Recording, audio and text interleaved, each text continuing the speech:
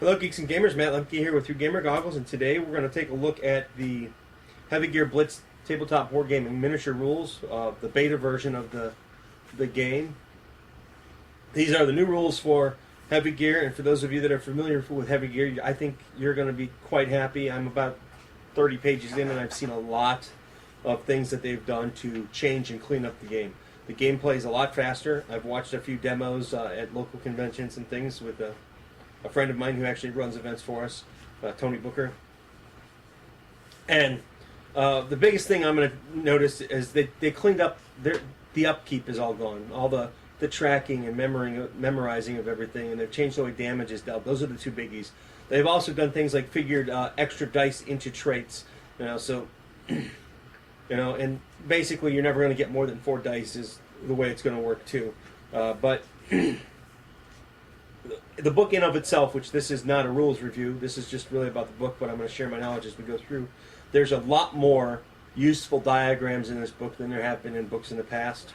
Again, it is a beta rules, so it's all black and white. It's not a full color book. It might be full color when they release the actual finished set of rules in a year or so.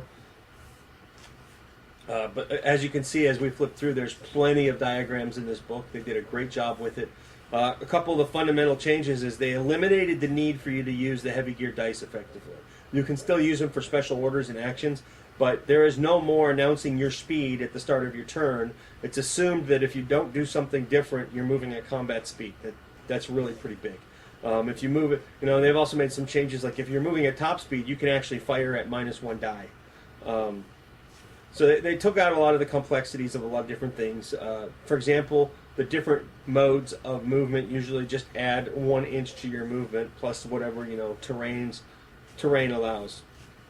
And as you can see, the book is just full of diagrams, and we're going to flip through here because there's a couple of things in here. Well, here it is, the Appendix 1, which is the vehicle recognition. And now in this book, I'm going to note right now too, before I go any further with this, it has complete rules in it for force development with the new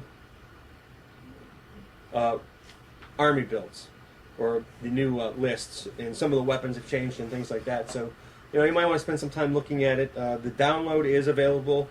You can find that on Dreampod9's website. But if you look at this vehicle recognition chart, which is great for beginners, this was a great idea, I think. I've been playing for 2 years, and I haven't seen every model that's out there, so this is even going to help me. I mean, there are certain models that I'm going to recognize right off the bat, like the Hunter and the Jaguar. It's kind of hard to misplace noticing a Mammoth or a Thunderhammer or some of the main battle tanks. Like, I play Nucol, so anybody who has seen a Hussar kind of knows what the Hussar looks like. It's pretty much a no-brainer. But they added good graphics to it. They did this for every faction, I believe.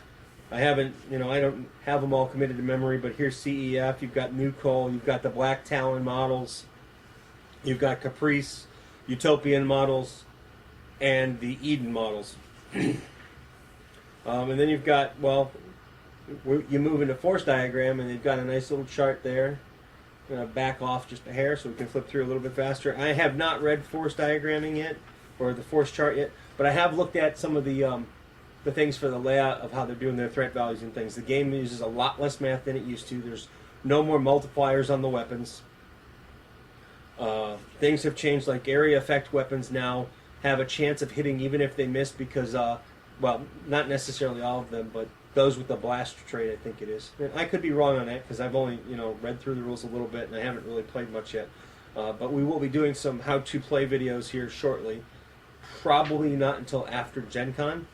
But, there's plenty of stuff here on the force construction. And then the other thing that I want to show you that's key with this book, I think, is they cleaned up the weapons chart, which is, I believe, in the back of this book. Yep. They cleaned it up a lot. They changed the classifications, and they put the weapons, they broke them down like this visually, as opposed to this. Which chart would you rather look at? I would rather look at the one that's more appealing to my eye, and that's the one that's got the beam weapons, the missile weapons, indirect fire weapons, melee weapons, and of course, they did break it up into 2 pages. So now you've got all your anti-vehicle rocket packs together. You've got all of your auto cannons there. It's no longer one big long line or going across, and you have to hunt for everything where every single thing's got a name. They've got different styles, basically, and they're all put together. One other thing that I did notice in this book is, well, there's a glossary in the back of the book that will help you learn the game faster. There's also, reference sheets for range attack, game sequence, command attributes, test modifiers for comms, summary of electronic warfare actions, and a whole bunch of different things for the different weapons, the reference sheet here. And then they have the weapon traits reference system, and they have a Army construction sheet that you can use along with a new token sheet, effectively. And on the very back, there's a beta rules errata slip for some of the gears and things. And for example, page 77, sheet of traits, ECM plus 2d6 should be ECM plus 2d6. Oh, no, not S. It says, well, let's zoom in. It's important that you note these things are here. So we'll zoom in a little bit for you. Like the cheetah on page 77 of the book it's listed as SCJ, and it should be just CJ. Well, that is the new beta rules in a nutshell. Like I said, it's not a review. I'm excited for the game. I've played for about 2 years now, maybe 2.5, and I thought the game got bogged down a little bit with all the upkeep, and the game is definitely a lot faster now. It's a lot simpler because things are built into the weapons.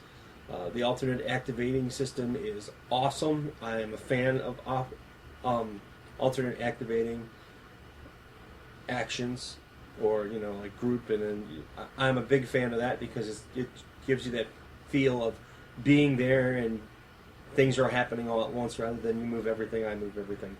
Anyway, this has been a flip through of the Tabletop Wargaming beta rules for Heavy Gear Blitz. I look forward to hearing from you. If you have questions about the Blitz rules, please ask. I'm pretty good with the rules, and I love the game. I love what they've done with the game. I actually like the cover. I like this whole silhouette idea that they did with the grid and the 3D modeling. But again, they changed some things up a little bit. They changed the way margin of success works, and we're going to start getting into that here probably in a week or so. Again, this is Matt Lemke with True Gamer Goggles, gamer-goggles.com. If you like this video, please subscribe to our channel. There's going to be a lot more Heavy Gear content every Tuesday is going to be Miniatures Day. I will have something up for miniatures either here or on my blog every week from now on. Thanks, and have a good day.